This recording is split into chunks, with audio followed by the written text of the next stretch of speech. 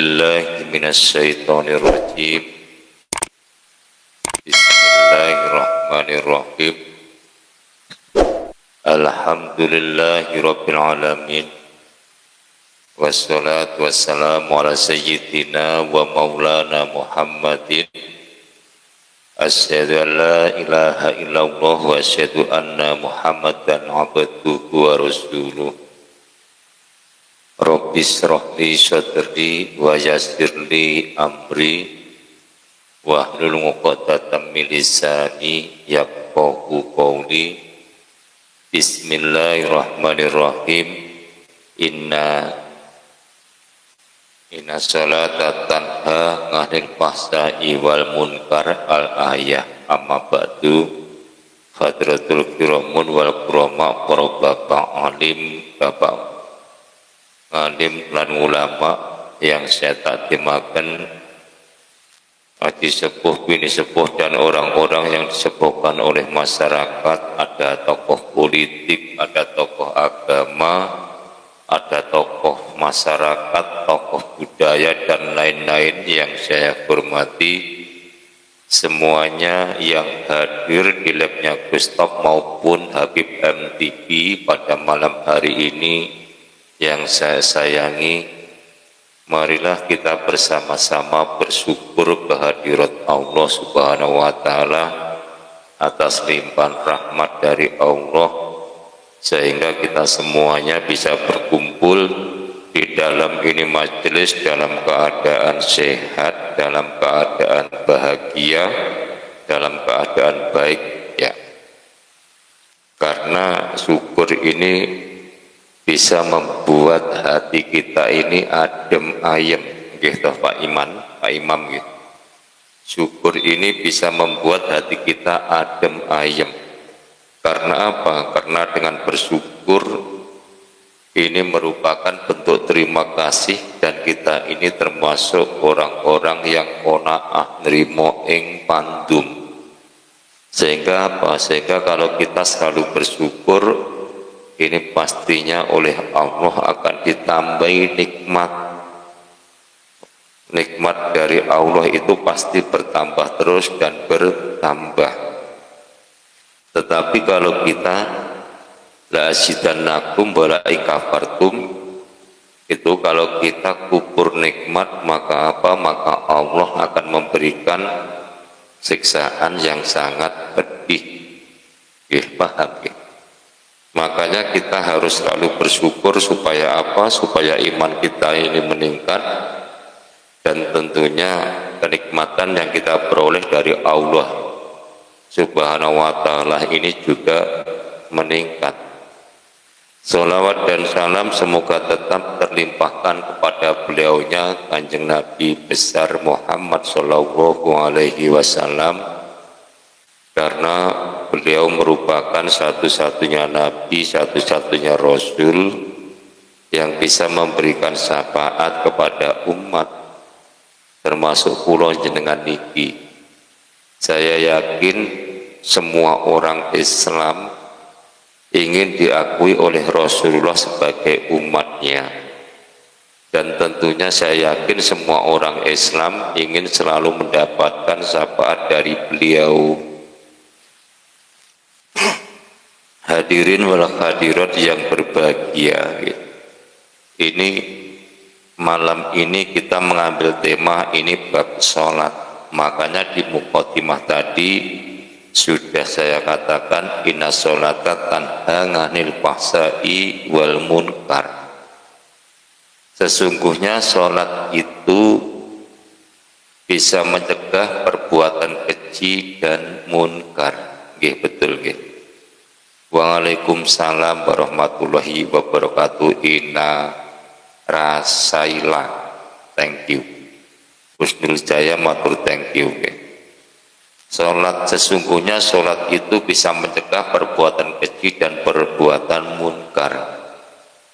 Nah, ini kalau selama ini ada orang Islam, bahkan kula jenengan niki setiap hari menjalankan sholat 5 waktu. Ada sholat duhur, ada sholat asar, ada sholat maghrib, sholat isya, lan sholat subuh. Akan tetapi perbuatan kita ini masih begitu-gitu aja. Padahal tiap hari, tiap saat ini sering yang katanya sih ini mendengarkan pengajian. Ditanya, mau kemana kamu? Mau ngaji. Ngaji bab apa? Ya gak ruh. Contohnya seperti itu. Tetapi perbuatannya ini tidak mencerminkan bahwa dia ini benar-benar sholat. Nah, padahal ini masalah sholat. Nah, padahal sholat ini bisa mencegah perbuatan keji dan munkar. Ini memang kalau orang itu benar-benar sholat. Kalau selama ini kita sholat asal-asalan, ini tadi saya juga baru dari masjid. Ya, saya juga dari masjid, saya juga ikut makmum orang-orang yang sholat di masjid. Tapi memang kalau kita pahami, kita teliti di antara kita semuanya ini, memang sholat ini beda-beda. Dalam arti beda-beda ini ada yang wis asal-asalan, maksudnya kalau sholatnya ini tetap sama, tetapi beda-beda, maksudnya ada yang sholatnya ini asal-asalan, ada yang sholatnya ini karena takut sama Allah, ini juga banyak. Ya, ada yang sholat karena ingin cuma menggugurkan kewajiban. Ada yang sholat, ya, ada yang sholat menggugurkan kewajiban. Ada yang sholat karena apa? Karena menginginkan pahala dari Allah. Macam-macam. Tendensinya ini adalah macam-macam. Akan tetapi dari semua yang sudah saya katakan tadi, ini semuanya adalah kurang nakis. Ini adalah kurang. Kenapa? Karena kalau selama ini kita menyembah, kita sholat kepada Allah, masih ada embel-embel si pahala sih, ya, embel-embel upah atau pahala, ada embel-embel ingin dipuji oleh orang lain, ada embel-embel karena 27 derajat dan sebagainya. Maka yang seperti itu belum bisa dikatakan sholat yang benar. Kenapa? Karena sholat ini sudah sering saya katakan bahwa sholat ini adalah kumpul, bertemu atau kumpul. Nah, kumpulnya siapa? Kumpulnya antara lanang sejati sama wadon sejati. Nek wong Jawa sering ngarani, ya sering menamakan kumpule ya manunggaling kawula Gusti. Nah, sebenarnya ini terbalik, yang seharusnya manunggaling Gusti kawula. Gusti ini ada duluan, kawula ini belakangan. Makanya Gusti atau Tuhan yang dalam bahasa Arabnya disebut dengan Allah, dalam bahasa Indonesianya hidup. Nek wong Jawa lek ngarani urip, itu qadim. Ya, qadim ini maknanya dingin. Dingin itu awal tanpa ada yang mengawali, akhir tanpa ada yang mengakhiri. Ya dohir ya batin. Ini adalah Allah itu sendiri. Nah, sedangkan makhluk atau kawula, sedangkan kawula itu, ya, itu adalah muhdas. Muhdas itu apa? Muhdas itu adalah barang baru. Karena selain daripada Allah sang pencipta, ya, selain daripada Allah sang pencipta adalah muhdas, adalah barang baru atau disebut dengan ciptaan. Nah, ciptaan ini enggak sama dengan yang menciptakan. Kalau ciptaan ini sama dengan yang menciptakan, ini bohong. Ciptaan ini pasti tidak sama dengan yang menciptakan. Nah ini biasanya, ini sering saya alami dulu, saya juga pernah, juga sering dulu pada waktu belum ngerti, durung mudeng. Saya dulu juga bingung, sholat yang sebenarnya ini bagaimana sih? Sholat yang sebenarnya itu bagaimana? Apa bacaannya ini dipas-pas nih? Bodoh ya. Apa bacaan ini ditartilkan dalam arti yo sampai lambene cangkem mencar muncul Allahu Akbar wis bismillahirrahmanirrahim sampai lambene ngowel-ngowel ngono ki mang apa yang lain. Karena saya sering tanya dulu ini bab sholat yang khusyuk itu bagaimana Yai? Ya sholat yang khusyuk itu bagaimana Gus? Sholat yang khusyuk itu bagaimana Kang Ustadz? Apa jawabannya? Maka jawabannya banyak sekali yang menjawab bahwa khusyuk ini bacaannya ini benar. Ya, bacaannya benar. Dawon deke ayat niku benar, jari niku khusyuk. Akhirnya di dalam hati saya ini protes. Insyaallah matur thank you. Kenapa protes? Karena tidak cocok, tidak sesuai dengan keinginan hati saya. Tidak cocok dengan keinginan hati saya. Karena kalau sholat ini cuma menghafal ayat-ayat, ini wis tak umpamane padha karo pejabat-pejabat yang menghafalkan Pancasila, menghafalkan Undang-Undang 45. Pokok dihafal netok isinya gak mudah. Ya, ketuhanan yang Maha Esa, ketuhanan itu yang bagaimana ya gak mudah. Kemanusiaan yang adil dan beradab itu bagaimana gak mudah.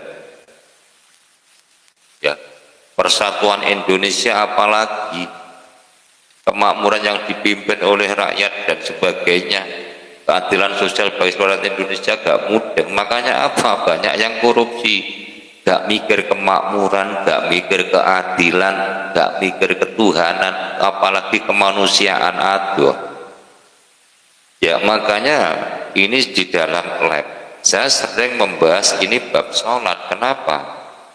Karena ruhnya, ya, karena ruhnya daripada semua ibadah,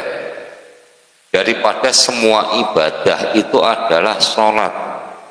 Ruhnya daripada semua ibadah itu adalah sholat.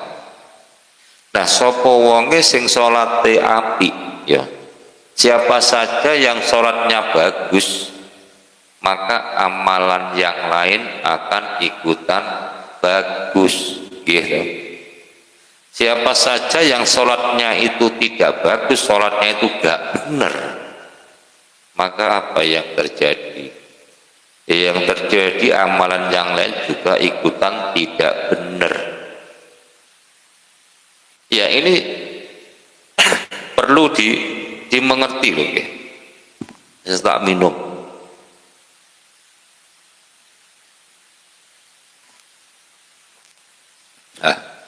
Alhamdulillah. Ya, ini perlu dimengerti. Karena apa?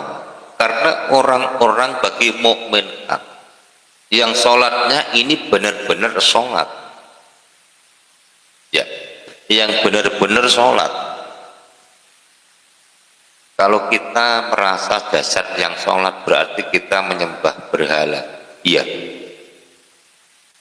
ya. Jadi kalau kita benar-benar sholat, kita ini harus paham sebenarnya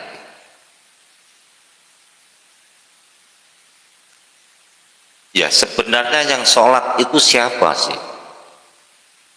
Ini ada yang ini ya, ada yang tanya, kalau kita merasa ruh yang sholat berarti kita nyembah nafsu, iya. Kalau jasad yang sholat berarti nyembah berhala, iya.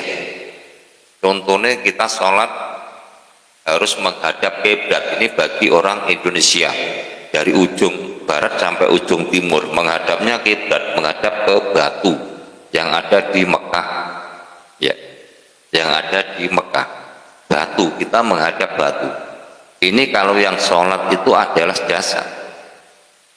Tetapi kalau kita naikkan lagi, yang sholat ini adalah ruh. Ruh. Kita harus ingat bahwa manusia itu terdiri dari tiga. Maksudnya, wong agama sebelah apa? Tritunggal. Ya, ada tiga. Yang pertama yang bisa kita lihat, bisa kita pegang dengan tangan, bisa lihat dengan mata, itu namanya jasad kasar. Ya, jasad kasar. Terus di dalam jasad kasar ini ada apa-apa? Ya, mari kita bahas dulu biar sholatnya ini nanti paham. Di dalam jasad kasar ini ada yang namanya roh. Roh ini juga disebut dengan badan alus atau jasad alus. Nah, siapa orang yang pertama mengerti tentang badan halus ini? Yang pertama yang mempelajari ini diulang langsung, ya, istilahnya diajari langsung oleh Allah.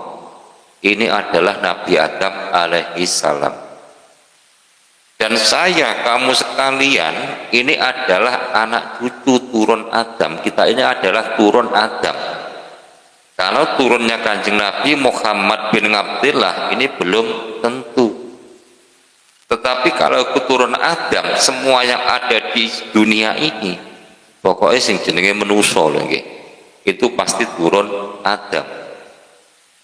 Nah, sudah sepantasnya, sudah kewajiban kita, karena nenek moyang kita Nabi Adam alaihi salam ini mengerti ilmu tauhid, ilmu makrifat, ilmu hakikat.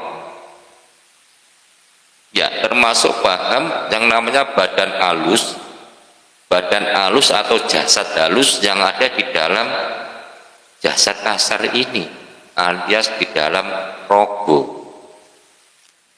Ya, kita harus paham juga. Jasad halus ini adalah wadah. Ya, jasad halus ini juga wadah.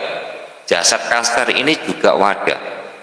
Jasad kasar ini, ya, jasad kasar ini di dalamnya, ya, yang diwadahi jasad kasar ini adalah jasad halus atau disebut dengan roh.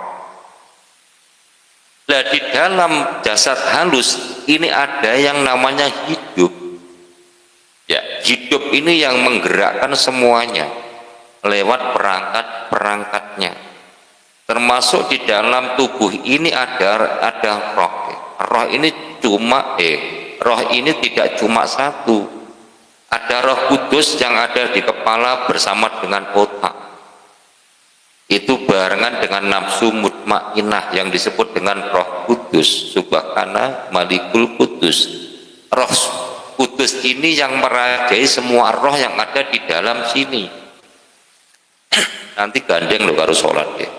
Nah, Roh Kudus ini adalah wakilnya Tuhan yang berada di kepala, berada di otak. Ini bebarengan dengan nafsu alwama. Ini namanya Roh Kudus.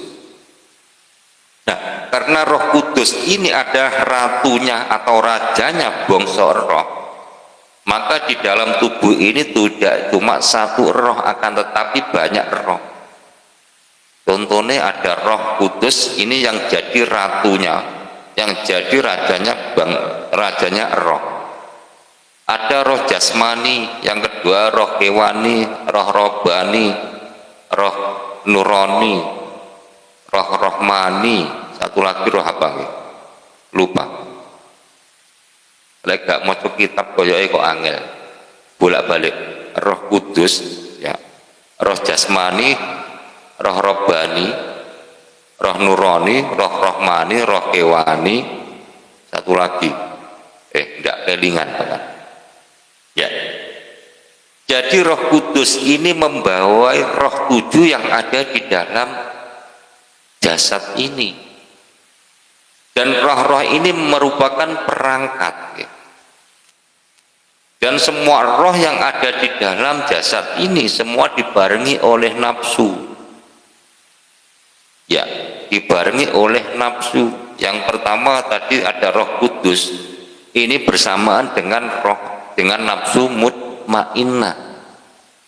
Makanya ketika ada manusia enek sing jenenge menuso, imane selalu nyambung cret ning Gusti Allah. Aku walaupun nyudeng dhuwur ora berarti Gusti Allah itu di atas, itu enggak loh ya. Walaupun ya kalau imannya ini selalu nyambung kepada Allah, maka apa yang terjadi? Jiwa ini menjadi tenang. Nggih napa mboten? Jiwa ini menjadi tenang. Wardani waalaikumsalam warahmatullahi wabarakatuh. Jiwa ini menjadi tenang. Nah, kalau jiwa ini tenang, berarti apa? Berarti arsinya Allah. Ya, arsinya Allah ini sudah menetap di dalam diri kita. Iki ngaji tenanan ya. Iki gak oleh guyon, iki ilmune wangel. Nah, di dalam roh-roh itu tadi ada di dalamnya lagi, intinya itu adalah hidup. Ya, hidup ini dari nurullah. Ya, hidup ini adalah nurullah.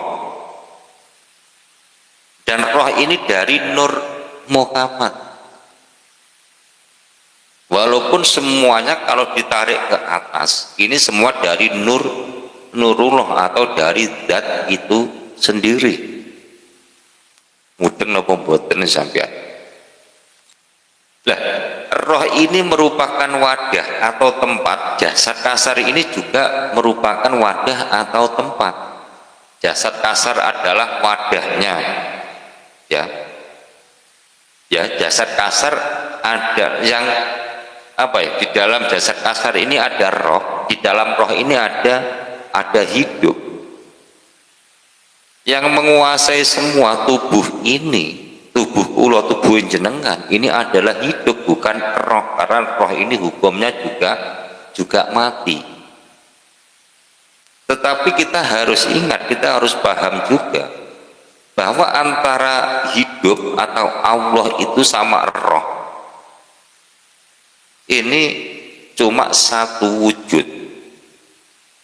Makanya sering saya kasih penjelasan gini, tak ibaratkan, tak kasih contoh nahwu.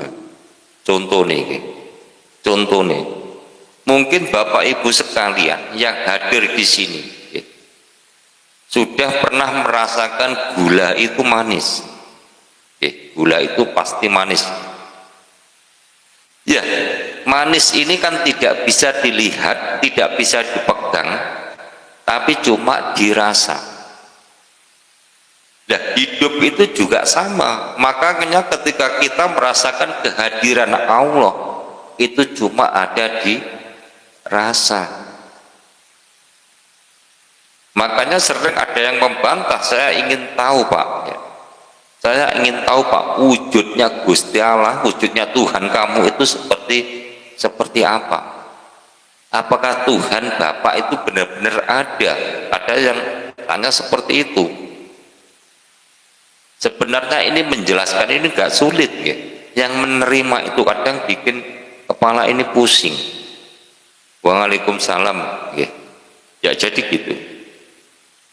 Jadi di dalam sendiri intinya adalah hidup, yang kedua roh, yang ketiga adalah jasad kasar. Ini harus bersamaan kalau kita di dunia. Akan tetapi kalau kita nanti meneruskan perjalanan karena dimensinya ini sudah beda. Ya, dimensinya ini sudah beda. Benda halus semuanya. Maka apa? Jasad ini harus ditinggal. Nanti Isra Mi'raj juga ketemu juga loh ya. Ya, maka apa? Maka jasad ini harus ditinggal. Maka yang disebut dengan kematian. Mengalami kematian. Kullu nafsin dha'iqatul maut. Mudeng napa mboten sampeyan? Ya. Jadi kita menyadari bahwa hidup ya ya semua ini wujudnya Allah, la maujudan illallah. Iya ya, kalau ngomong tok itu gampang. Jadi gini, jadi semua wujud ini benar seperti Kang Tauhid Nur Rahman ini katakan, ya semua ini wujudnya Allah, la maujudan illallah, la maujuda illallah, ora ana sing wujud kecuali wujudnya Gusti Allah. Ya tadi sampai mana? Sampai gula manis. Nah manisnya ini ibaratnya adalah hidup yang kehadirannya bisa dirasakan di dalam hati kita masing-masing. Wujud gula adalah Nur Muhammad atau sifat. Ya, manisnya adalah zat itu Allah itu sendiri. Ya, wujudnya gula itu adalah sifat yang jadi barangnya. Nah, ini bisa jadi contoh yang nanti bisa diakal. Di dunia ini kira-kira sampai sekarang, dari zaman Nabi Adam sampai apa gitu, zaman modern sekarang ini, sampan pernah dengar apa enggak ada seorang profesor, ada seorang dokter, bahkan profesor dokter ini yang mampu memisahkan antara gula sama manisnya? Kalau mungkin menghilangkan gula, ya menghilangkan gula, dihilangin manisnya itu mungkin bisa, tapi memisahkan antara gula sama manisnya, entah itu profesor dokter atau siapapun, saya belum pernah mendengar ada yang bisa memisahkan antara gula sama manisnya. Ya, manisnya ini adalah yang bisa dirasa, itu adalah zat. Ya, wujud gulanya ini adalah sifat atau Nur Muhammad itu tadi. Nur Muhammad ini yang jadi rohani. Ya, rasa manisnya itu yang disebut dengan hidup atau zat sifat asmo itu jeneng. Makanya ketika masuk ke dalam tubuh ini sudah ada namanya siapa Pak? Imam Angon Rogo Matur Suwun. Ya. Jadi prosesnya seperti itu. Nah, yang disebut sholat ini harus paham, kita harus mudeng. Sholat ini berasal dari bahasa Arab sana, bahasane wong kulon-kulonan sana, yang disebut dengan sholat itu kata dasarnya adalah sholat. Nah, sholat itu apa sih? Sholat ini maknanya adalah ketemu siapa? Ketemu dengan Tuhan kita, itu yang disebut dengan sholat. Nek sampan ketemu karo bojoane ini ku gak kena diarani sholat. Gitu. Nek sampan ketemu karo bapak ibu ini sampan gak bisa dinamakan sholat. Sholat ini bahasa khusus, ketemunya makhluk sama penciptanya makhluk, itulah yang disebut dengan sholat. Nah, ketika kita menjalankan sholat 5 waktu, ya, kita hanya berfokus pada amalan, dalam arti amalan opo, fokus pada ayat-ayat yang kita baca atau amalan tersebut, maka apa yang terjadi? Saya yakin dan seyakin-yakinnya ketika bacanya di pas-pas nih, Bismillahirrahmanirrahim, Qul huwallahu ahad, Allahu somad, contohnya itu sampai lambene mencor-mencor. Karena apa? Karena takut bacaannya salah. Maka apa? Maka gak mungkin akan ketemu dengan Tuhannya, itu pasti gak mungkin. Karena apa? Karena fokusnya bukan kepada Tuhannya. Ya, fokusnya bukan kepada Tuhannya, akan tetapi fokusnya kepada bacaan. Wardani, ya, paham nopo dereng? Ya, fokusnya hanya kepada bacaan. Nah ini sering terjadi seperti itu. Karena apa? Karena takut salah. Kalau salah katanya dosa dimasukkan ke nerakanya Allah Subhanahu wa Ta'ala. Kalau kita sudah paham ini, karena yang menguasai semuanya ini sebenarnya bukan roh, ya roh kalau sholat ngapusi, ya jasad kalau sholat ini juga nipu. Makanya yang sholat sebenarnya ini adalah Tuhan atau hidup yang menghidupi tubuh sampean kabeh, itu baru yang sholat. Lah, makanya ada hadis Nabi ini yang sangat kontroversi bagi orang-orang yang cuma apa? Orang awam. Sholat ini wajib, sholat ini wajib Bang. Sholat ini wajib. Akan tetapi lebih wajib lagi sing jenenge manusia itu meninggalkan sholat. Manusia maksudnya manusia sejati ini manusia. Sholat itu wajib, akan tapi lebih wajib lagi untuk meninggalkan sholat. Angel pembuatan. Kenapa? Lah karena manusia, dalam arti manusia ini maksudnya jasad sama roh ini gak boleh sholat. Jasad sama roh itu tidak bisa sholat, tidak boleh sholat. Akan tetapi apa? Yang sholatnya adalah hidupnya, yang menghidupi seluruh tubuh ini.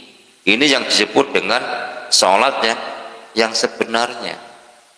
Nah, kalau kita sadar itu dalam beribadah sholat 5 waktu sehari semalam, ada duhur itu berada di dada. Ya, duhur itu ada di dada. Subuh itu ada di kepala. Makanya kalau siapa nggak tahu subuhan, sok neng akhirat nggak duwe kepala sampai ya. Ngoten nggih. Ya, kita harus paham, ngoten. Nah, selama ini kita mengandalkan aku tak sholat berjamaah. Kenapa? Karena kalau salah ditanggung oleh imam. Lah kok menyukmen? Kuwi ajarane sapa? Ya, salat kita, kalau kita salat kita jamaah karena ada yang ngimami. Ketika makmum yang salah itu ditanggung oleh imam, itu kata siapa? Ini kan cuma rumusannya para ulama dulu. Kita apa lupa? Di sini ada hadisnya Kanjeng Nabi Muhammad Shallallahu Alaihi Wasallam. Kulukum rongin wa kulu rongin mas'ulun ngan rongiyatihi. Setiap manusia itu adalah pemimpin, ya. Dan setiap pemimpin ini akan bertanggung jawab kepada dirinya masing-masing. Mestinya dia benar, ya. Hadis Kanjeng Nabi ini sokeh, bukan hadis cuma hadis wis sing abal-abal ini mboten.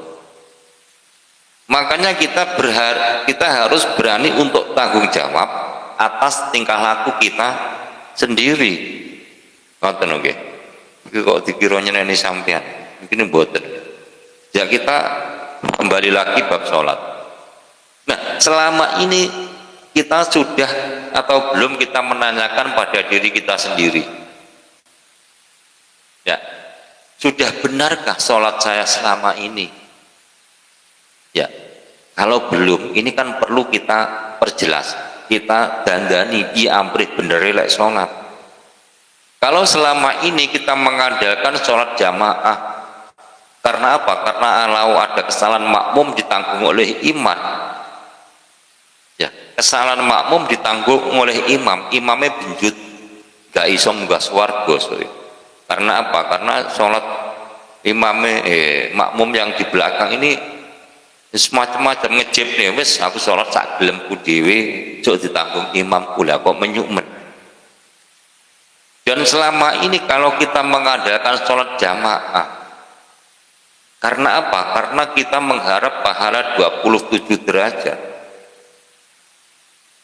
Apa nanti kita tidak kecewa? Karena jamaah ini jamaah itu maknanya banyak. Ya, benar, maknanya jamak, benar. Ya, kita harus paham. Ya, kalau selama ini kita sholat, kita menghadap Tuhan kita merasakan kehadiran Tuhan ketika kita sholat. Terus yang kita harapkan cuma pahala 27 derajat. Berarti sholat kita ini kan sudah melenceng. Melencengnya bagaimana? Ya melenceng. Yang seharusnya kita sholat ini langsung berhadapan dengan Tuhan kita. Kita merasakan kehadiran Tuhan kita di dalam hati kita masing-masing. Akan tetapi di dalam otak kita ini masih apa? Di dalam otak kita ini masih mengharap pahala masuk 27 derajat. Seperti itu. Maka apa? Maka ini yang disebut dengan musyrik khafi, musyrik samar. Nah, sebenarnya bagi orang yang ma'rifat billah, orang hakikat itu bukan musyrik khafi, tapi musyrik yang jelas. Itu loh ya. Karena apa?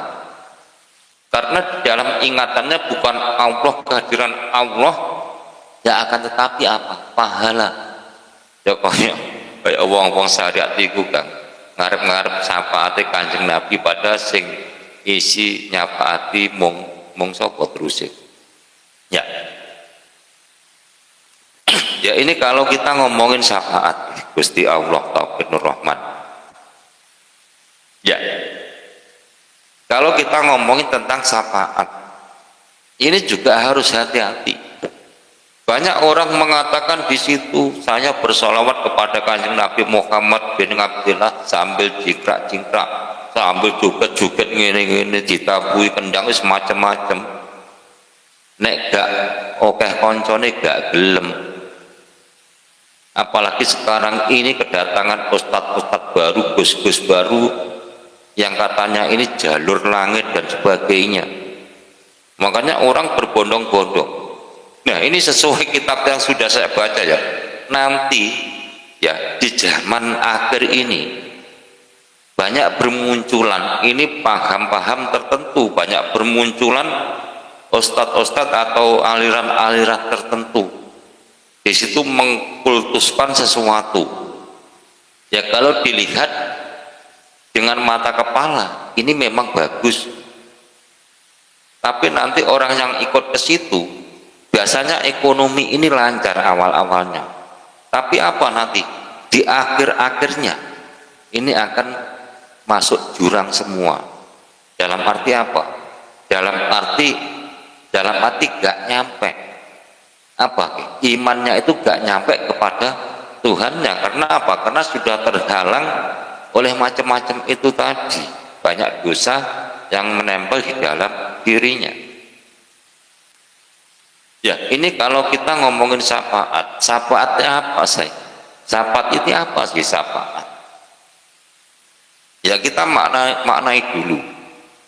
Nah, syafaat ini kan pertolongan. Syafaat ini adalah pertolongan. Dia napa mboten? Mboten sampean ngomong. Syafaat iku apa? Nah, syafaat ini adalah pertolongan. Kanjeng Nabi Muhammad Shallallahu Alaihi Wasallam bisa menyafaati semua umat, asalkan umatnya ini mau. Bukan Kanjeng Nabi yang mau, tapi umatnya yang mau loh. Ini beda loh. Jangan kita kira nanti seperti yang dikatakan orang-orang. Saya berharap nanti mendapatkan syafaat Kanjeng Nabi Muhammad bin Abdullah ketika saya di akhirat. Nah, bayangkan kita pikir pakai otak, pakai logika. Nanti ketika di akhirat, mulai Kanjeng Nabi Muhammad mulai Kanjeng Nabi Adam alaihissalam sampai sekarang, berapa banyak nyawa yang di akhirat? Ya. Berapa banyak, berapa ribu, berapa juta orang, berapa juta triliun manusia nanti ketika dunia ini sudah kiamat. Ketika semuanya masuk akhirat, Di akhirat ini cuma ada dua pilihan. Yang pertama adalah surga, yang kedua adalah neraka. Ya. Nah, ketika ada orang-orang karena cuma bersolawat kepada beliaunya Kanjeng Nabi, ya, setiap hari jingkrak-jingkrak, joget-joget, seakan-akan kayak opo, ya, membesar-besarkan ucapan bibir, padahal Kanjeng Nabi sendiri tidak pernah, ya, tidak pernah menyuruh orang-orang itu bersolawat kepada beliau. Nah, sholawat itu yang dibaca itu kan karangan para sahabat. Akhirnya apa? Enggak mungkin Kanjeng Nabi nanti ketika di akhirat akan mendatangi kamu. Itu enggak mungkin. Kita pikir pakai logika. Nah, syafaat ini adalah pertolongan yang bisa menyafaati semua umat. Ini cuma Kanjeng Nabi Muhammad Shallallahu Alaihi Wasallam. Tapi ini ada satu syarat, nggak kabur. Sampai bersolawat kepada beliaunya Kanjeng Nabi, ya, tapi cuma bibirnya saja. Hati kita itu gak tembus, juga mungkin kita mendapat syafaat. Nah, lalu siapa sih yang mendapatkan syafaat dari beliau Kanjeng Nabi? Nah, sebenarnya tentang syafaat ini, ya, ini turunnya ketika kita berada di dunia ini nanti tembus sampai akhirat. Kalau di dunia kita tidak mendapatkan syafaat dari beliau Kanjeng Nabi, jangan berharap nanti di akhirat Anda mendapatkan syafaat, karena syafaat ini di dunia nanti tembus sampai akhir, itu baru yang benar itu loh ya. Ngerti napa mboten? Nah, lalu siapa orang-orang yang mendapatkan syafaat dari beliaunya? Yaitu cuma satu golongan. Maka kakaknya Kanjeng Nabi setelah sepeninggalku, ya, akhirnya ngomong karo umati, setelah sepeninggalku Islam ini akan pecah menjadi 73 golongan, yang satu yang selamat. Golongan yang mana? Yang mengikuti Kanjeng Nabi. Yang gak mengikuti gimana? Yus mbuh nasib piye? Serahne karo Gusti Allah ngoten mawon. Hadirin wal hadirat yang berbahagia. Jadi yang mendapatkan syafaat ini cuma satu golongan. Nanti orang-orang itu yang selamat sampai ke akhirat.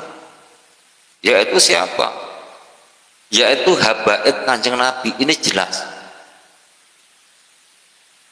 Saya nggak ngomongin habaib garis keturunan darah, itu enggak, tetapi habaib babakan ilmu. Nggih. Babakan ilmu. Siapa saja yang mau mempelajari ilmunya Kanjeng Nabi Muhammad bin Abdillah, lalu dipraktekkan dalam kehidupan sehari-hari, itu baru yang mendapatkan syafaat. Karena apa? Karena banyak ulama dulu ini mengatakan bahwa Kanjeng Nabi Muhammad bin Abdillah ini adalah Quran berjalan. Tingkah lakunya itu gak ada yang salah. Ya, tingkah lakunya sing dilakoni Kanjeng Nabi kuwi kabeh niku bener. Makanya di situ bahwa Kanjeng Nabi ini mempunyai yang namanya sifat maksum, dari kecil sampai wafat ini dijaga terus oleh Gusti Allah dari sifat keburukan, dari sifat maksiat, dari macam-macam. Sehingga apa? Sehingga jalannya ini lempeng lurus terus itu loh.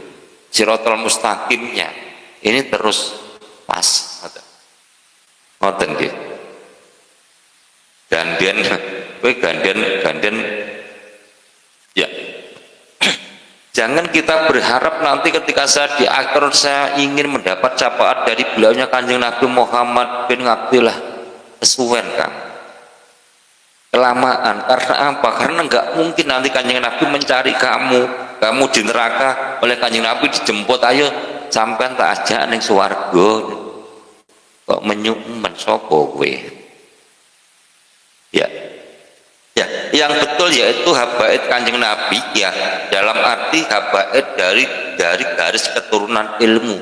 Siapa saja yang mau mempelajari ilmu yang sudah diajarkan Kanjeng Nabi, tingkah laku yang sudah dicontohkan Kanjeng Nabi, lalu dipraktekkan dalam kehidupan sehari-hari, itu baru yang mendapatkan syafaat. Nek gak percaya tak bukti nih sampean. Ya, contoh, Kanjeng Nabi dawuh nyolong, mencuri itu dosa. Dosa itu dihukum gitu. Ya, makanya kita jangan mencuri, biar apa? Biar mendapat syafaat, pertolongan dari beliau Kanjeng Nabi, karena sudah diajari oleh Kanjeng Nabi. Akan tetapi kalau kamu tetap nyolong, tetap maling, maka akan ditangkap polisi lalu dihukum. Itu yang tidak mendapatkan syafaat, dibabakan colong menyolong. Mudah saja, ini contoh ini mudah. Ya, kita kembali lagi bab sholat tadi ya. Ya, kita harus bertanya kepada diri kita sendiri masing-masing, ya diri kita sendiri. Sudah benarkah sholat kita selama ini? Kalau selama ini kita sholat, inna sholata tanha 'anil fahsya'i wal munkar, itu janji Allah, itu pasti benar. Janji Allah itu pasti benar asalkan dinyanyi benar-benar. Sesungguhnya sholat itu mencegah perbuatan keji munkar. Itu kalau sholatnya ini benar-benar sholat ketemu, maksudnya ketemu antara hidup sama pati, pati sama hidup, pati menemui hidup, hidup menemui pati, dalam arti makhluk bertemu dengan Tuhannya. Berarti imannya ini langsung nyambung sampai ke langit. Ini gak mungkin orang berbuat maksiat kalau sholatnya ini benar. Karena apa? Karena kehadiran Tuhan ini selalu ada di dalam hatinya. Gak mungkin zaman yang sadar Tuhan imannya sampai pas dhuwur-dhuwure iki zaman praktek nih, pas sampean iman sampean ini pas tinggi-tingginya, pas memuncak, sampean maksiat itu gak mungkin. Karena apa? Karena malunya ada di sini. Gimana pembuatan? Jelas ya. Terima kasih. Waalaikumsalam warahmatullahi wabarakatuh. Izin bertanya bagaimana cara bersolawat yang benar. Terima kasih. Lalapan Cak Har matur suwun, ada Rustamaji Sabdo matur thank you, ada Asrop 04 matur thank you. Nah, ini tentang solawat. Solawat ini ada yang pokok, ada yang tambahan. Solawat ini juga ada dua, ada Dede Suhirman Faizal matur thank you. Solawat ini ada dua versi dari Badung. Nah, yang pertama solawat untuk sendirinya sendiri, solawat yang pokok, ya sallallahu ala Muhammad, atau Allahumma sholli ala wasallim, Allahumma sholli ala Muhammad wasallim, atau sallallahu ala Muhammad. Sholah ini maknanya ketemu karo sopo ya, yang membaca ini ketemu karo uripe dhewe, dalam arti ketemu dengan Tuhannya sendiri, dengan penciptanya sendiri.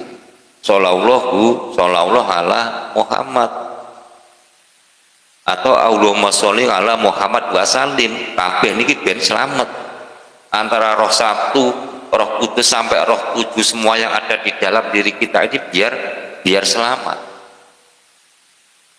Ya, termasuk ada orang masuk Islam, ini sholawat ya. Ada orang masuk Islam, orangnya siapa kita nggak mikir. Itu yang pertama, itu kan harus membaca dua kalimat syahadat ya. Makanya Islam ini ada dua makna, ada Islam selamat, yang kedua ada Islam makna pasrah, benar-benar pasrah. Kalau derajatnya para wali mukmin hak, nabi wali mukmin hak, ini pasti Islam makna pasrah. Akan tetapi kalau seperti kula jenengan Ini Islamnya ya makna selamat, wis pokoknya sholat Islam ini wis selamat ngono tok. Niku kira-kira nggih.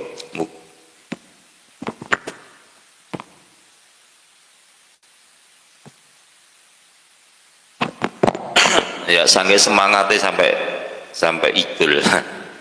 Ya hadirin wal hadirat yang berbahagia. Jadi sholawat asyhadu alla ilaha illallah ini tauhid tingkat tinggi. Kenapa? Karena berani bersaksi. Ketika kita baca asyhadu alla ilaha illallah, bibir kita mengucap asyhadu alla ilaha illallah, saya bersaksi bahwa tiada Tuhan selain Allah.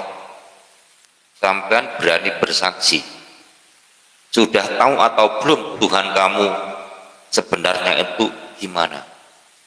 Ini harus tahu Tuhannya dulu baru berani bersaksi. Terus syahadat yang kedua wa asyhadu anna Muhammad Rasulullah. Saya bersaksi bahwa Muhammad adalah utusan Allah. Kita harus ingat di sini.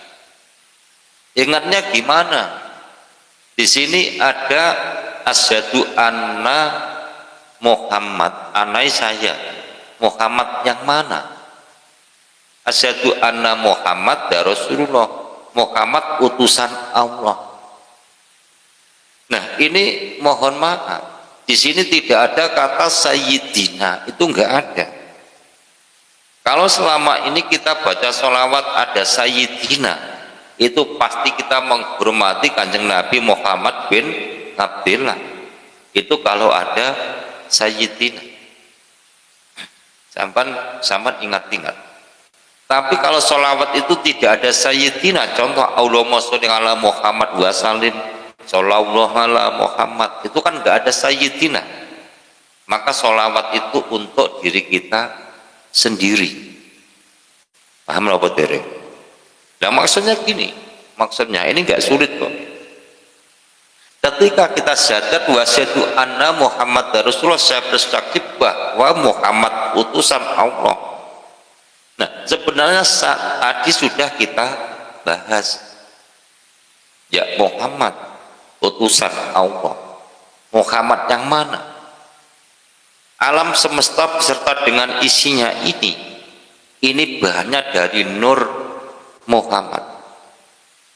Sedangkan hidup yang menghidupi kita semuanya ini dari nurullah, nurnya Allah itu sendiri. Makanya ketika ada bayi umur 120 hari kutiupkan rohku kusopo, Allah itu sendiri, nggak ada yang lain. Ya paham ya. Dan kita tentunya tahu, tadi saya sudah bilang bahwa manusia ini bukan manusia sejati. Manusia ini ya wajib untuk sholat, akan tetapi lebih wajib lagi meninggalkan sholat. Karena apa? Karena jasad, ada jasad kasar, ada jasad halus di dalam sini. Ya itu tidak bisa apa-apa. Karena apa? Karena cuma perangkat. Perangkatnya siapa? Perangkatnya hidup yang menghidupi seluruh tubuh ini. Sehingga yang namanya perangkat ini disuruh. Siapa yang menyuruh hidup? Ya, kalau nggak percaya kita praktekkan sekarang. Kita pakai logika mau. Ya, mungkin ini Kang Jailani ada lalapan cak ada wis mbuh sapa jenenge kuwi. Dede Suherman ya. Yang tanya ini siapa ini? Rusli ya, Kang Rusli. Mungkin di sini ada Kang Rusli. Ini masalah sholawat. Ketika Kang Rusli ya ingin beli bakso katakanlah. Yang ingin itu siapa sih? Yang ingin ini bukan tangan sampean, bukan kaki sampean, bukan mata sampean, bukan hidung sampean, bukan jasad sampean, semua itu bukan. Akan tetapi yang ingin itu adalah hidup yang ada di dalam diri kamu. Itu adalah Allah yang bersemayam di dalam diri kamu. Ya, ngerti nggih? Nggih, monggo. Nah, ketika hidup yang ada di dalam diri ini punya keinginan, contoh pengen beli bakso karena ingin merasakan bakso itu bagaimana rasanya, maka apa yang terjadi? Hidup yang di dalam ini mengutus, ngongkon lek basa Jawa, yaitu mengutus. Mengutus siapa? Memberi perintah kepada siapa? Kepada jasad halus juga jasad kasar. Yang pertama jasad halus, roh-roh itu diperintah, roh sing neng kaki jalano, roh yang ada di mata jalan kuwi sawangen ben kaki itu biar gak kesandung, tangan bantunan setiran montore ben cepet teko tujuan. Siapa yang menyuruh? Hidup yang ada di dalam sini.